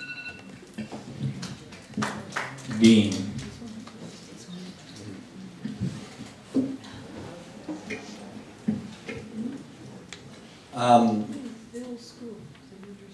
To a certain extent, this is kind of where, and I appreciate Lisa's where she's coming from, but where her idea about putting staff into the community development process doesn't work. The official community plan is completely met. Staff can only sit there with the community and say, sorry, this developer, what he's bringing forward meets the official community plan. It's important to recognize, and staff can't go against what their council sets. We set our policies, we do it. I mean, they just do what we do. We are ultimately their masters because ultimately you are our masters. We need to make sure within the plans that there's opportunity for local community input. I'm happy that the developer has chosen to go back. Often at their development hearing, you roll the dice. You're gonna win, you lose. I don't like picking winners and losers. I like making development that works for everybody. Is a 37,000 square foot grocery store, I think that's being proposed there. It brings challenges, and the major challenges is the amount of traffic that goes there. So we can't figure out how to manage the traffic, then it may not be an appropriate development, but we must keep an open mind, otherwise we're legally not allowed to participate in the hearing as a mayor of the councillors. Stephen Andrew. So that I'm not in a conflict, anything I say right now, I have an open mind. 37,000 square foot grocery store in that area, I would have significant concerns about it because I've walked that area on a regular basis. I've done stories there. I used to live over at Johnson and Cook Street, so I used to go to Welborn all the time, and that's where I did my shopping. I think it would drastically change the area. Someone yelled from the audience that we could downsize it. The last time council used that technique, it was in the Songhees, and we ended up going to the Supreme Court of Canada and losing. It cost us millions of dollars. I don't think we need to go there. That's actually against the law, and so I want to be straight with you that that is not going to happen if I'm on council, because I don't want to be fighting a court battle. I would much rather work with the community and the developer and see that project come to fruition so it works for everybody, including the developer and the community. I think that's the most important job the council needs to take. Thank you. Jason Ross. Well, just by saying that's what's in the official community plan, so we can't go against that, doesn't really answer the question, which to me is why is it an official community plan in the first place? When the official community plan was adopted, there was some dissent from the community about the heights of the buildings along that street. And I've got the video of that meeting, so I'm going to go back and review now and see what the community said as well as what these people said, and actually cut it together and post it online sometime before the election, because I think it doesn't matter what we're saying now, it's what was said back then. What are the facts? And the fact that we don't have video for a large portion of this last term is indicative of just how little transparency actually occurs in the city right now.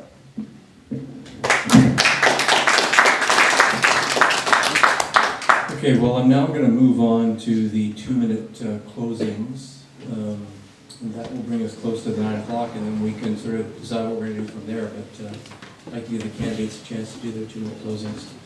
So we're going to start, and we drew lots on this one as well. And the first person to speak in their closing will be Dean Fortin, and he has 2 minutes. And there's still, just before you do that, Dean, there's still some, you can make some challenges, some 30-second challenges are still out there too.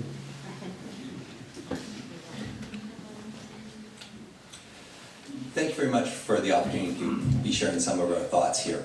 I do agree with Jason and others on this panel at times that it's difficult, and I don't think we really should have policy by sound bites. We got a minute and a half, and this is complex stuff.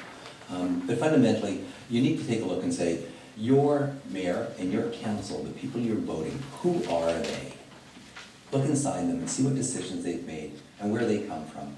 Because we make thousands of decisions every year that's not on our platform or not there, that we're put in situations of things that you want to bring forward, and then frankly, it's that old John Lennon thing that life happens when you're making plans. There's a whole lot of things that come forward that you have to deal with. So take a look who they are, what community involvement they have. That's really, really important. I've had really, I really enjoy being mayor. It's been an opportunity to meet, and whether I'm sitting in the hot tub at Crystal Pool, and everybody's talking to me about dogs off leashes or what to do, being available at this level of government is where we are. So keep talking to us, because where the good ideas come from. We're going to continue to work on the issues that are important to you, that we hear. We know affordable housing is important. We know livability is important. We know that we want to make sure that we have a city that we can have fun in. My God, I mean, let's celebrate the fact that we've gone from 26 food trucks to 50. There's an explosion. People are coming back downtown. They're investing in a downtown. And our city is changing for the better. We have much more to do. As I say, it's an issue of continuous improvement. And we've got some exciting stuff that we can bring forward. You're going to hear more in the next week or two, and you're going to hear things in the next year and a half. There's amazing things that are coming forward. We live in a beautiful city. I want to thank you for sharing it with me. I want to thank you for you granting me the privilege to be mayor for the past 2 terms. And with your support, I'm looking forward to the opportunity to continue to make the changes for you. Thank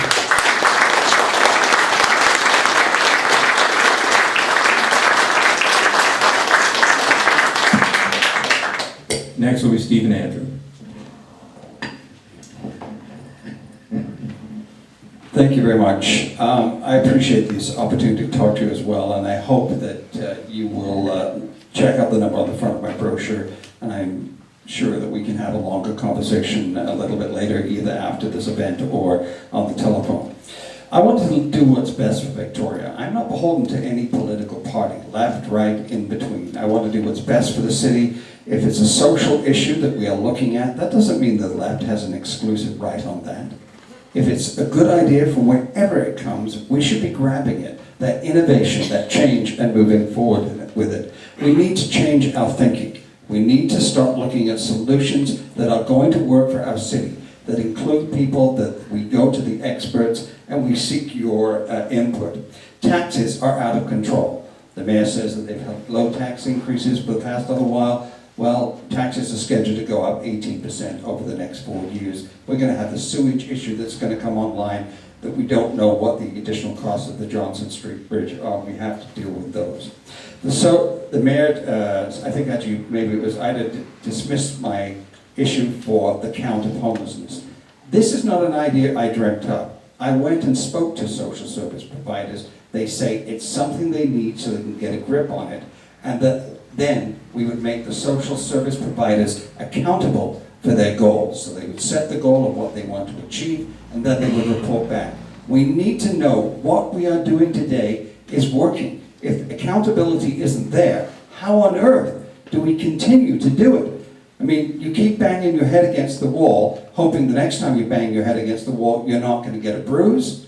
Well, we always know that you're going to get a bruise. So why do we stop doing that and try to do something else? And that's what I'm hoping is going to happen in the future. And the other issue that I want to talk about is homelessness. This is not just a Victoria problem. It's a regional issue. We need the feds, we need Island Health, and we need the province and our partners across the Greater Victoria area to assist us. If we try to go it alone, ladies and gentlemen, we will bankrupt ourselves. Thank you.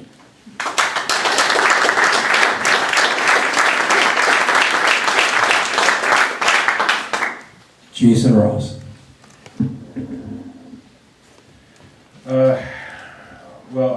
First I need to plug my website, moderndemocracy.ca, and my YouTube channel is also Modern Democracy. You can also find me on Twitter at Jason Ross, and I have a Facebook Modern Democracy page as well. This has been a really educational experience for me, this whole process, and we're getting close to the finish of it, and it's, obviously I have issues with speaking publicly and being clear sometimes, and I apologize if I'm not doing that very well sometimes. It's hard. It's like I said, I'm not a public speaker. I'm just a guy who's passionate about his city and passionate about governance in general, and liking to see a change. I want to see a different tone in the way our conversation takes. And you know, I'm even uncomfortable with what I said to Dean earlier, and I do apologize, Dean. I get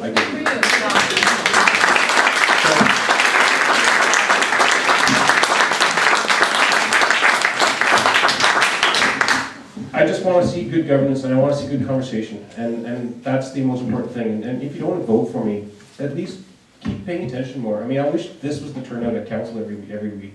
I wish that we had people engaged in paying attention to what we're doing, and I wish the information was out there in a way that it didn't require you so much time, so much effort to just get involved. I wish the barrier to entry was easier, and that's what I want to bring. Whether I get elected or not, that's what I'm focusing on. Using technology, using people power to really change the way the city works, and that will blossom out to other places as well. And that's my hope.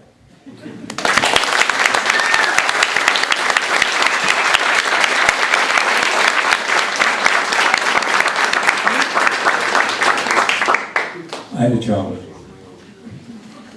Thanks very much, and I want to thank you, the Fernwood Community Association, for hosting us. I began my comments tonight about some of the reasons why I want to be your mayor, because I was born and raised here. What I'm seeing about the downtown for lease signs and all the empty storefronts is very dismaying for me. I also have hearing on the doorsteps about the property tax rates that have gone up 34% in the past 6 years, and tonight I've heard other candidates here talk about that too, yet no one is prepared to offer that rate freeze as I am, and that is what distinguishes me from the others.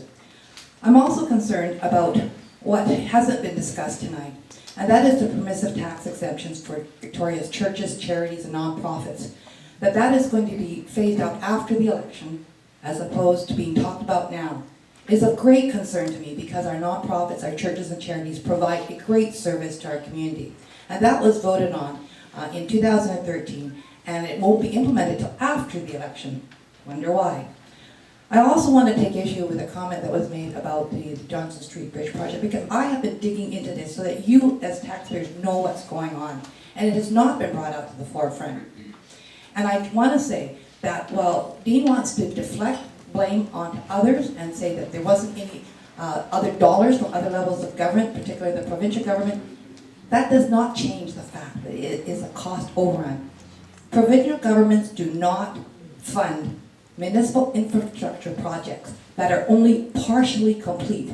And in fact, you shouldn't have done it either, Dean.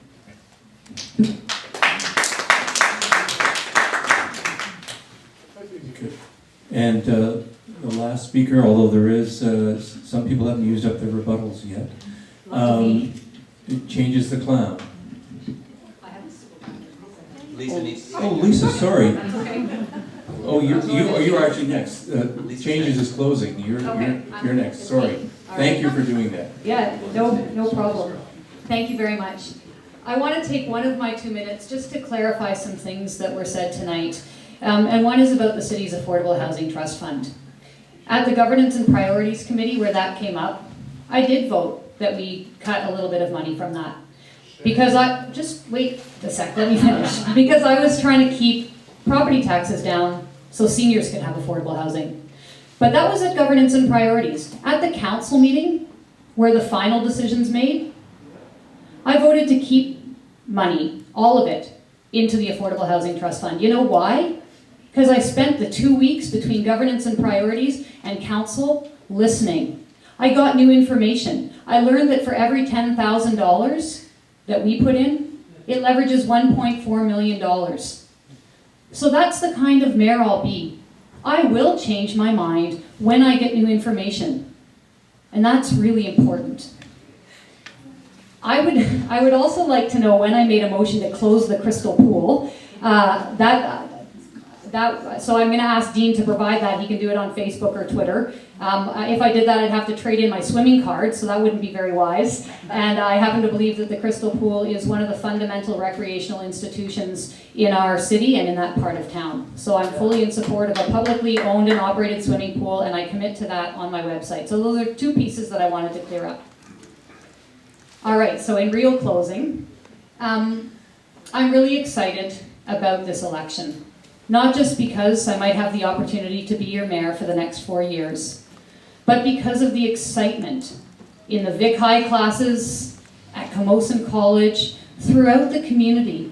There's a real sense that democracy is, and probably part of it is thanks to Jason, democracy, local democracy is coming alive again. There's so many people engaged, not just in my campaign, in all these campaigns.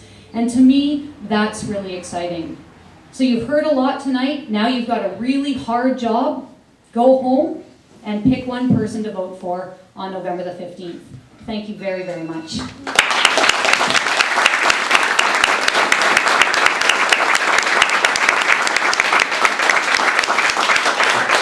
And now changes the clown. 1 in 5 children, and absolutely amazing, 1 in 2 children of single mothers. It's 20% of children overall. More than half of children of single mothers live in poverty in Victoria. The provincial government continues to stubbornly ignore this social crisis in our community, and Changes really wants people to speak up about this. Join Changes in calling for something to be done about this. 1 in 5 children and 1 in 2 children of single mothers living in poverty in Victoria. Changes the Clown believes that as the capital city of the province with the highest rate of child poverty in the country, year after year, the City of Victoria should demonstrate how this crisis can be addressed at the municipal level, despite the fact that it's actually under provincial jurisdiction. The 2 main planks of the Changes for Mayor election platform address this crisis of child poverty. The first of these is an affordable childcare program at $10 a day, subsidized by the city. The City of Vancouver recently announced $30 million in funding for new affordable childcare spaces at the municipal level, providing a clear precedent for this.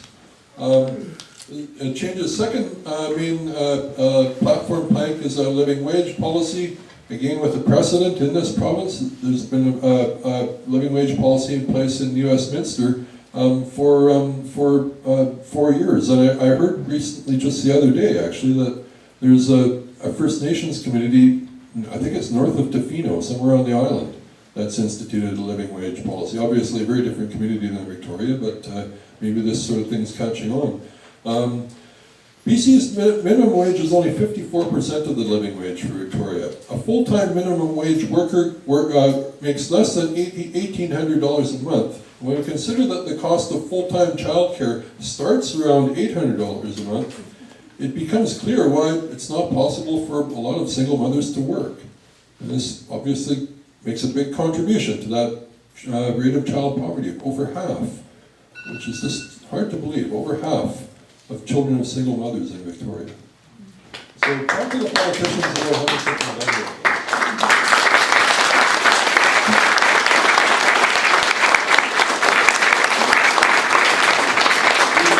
Okay, I'd like to thank all the candidates for participating tonight and also for running for office. It takes a lot of courage and a lot of time, and it's really appreciated.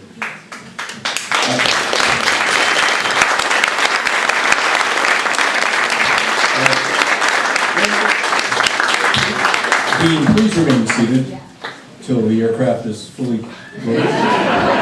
And I'd like to thank Joanne for timekeeping, although we threw the 30 seconds in there. I'd also like to thank Clayton Jevney and the crew for, and I didn't realize it was the first time it's ever been webcast, but that's great, great event. Jason Eel. Jason Giel, is that how it's, am I pronouncing it right? Jason Giel. Thank you very much, Jason, for volunteering your time and energy and making this possible. And I'd also like to remind people that, you can request to speak to council for 5 minutes every time there's a council meeting. And I encourage you to do it.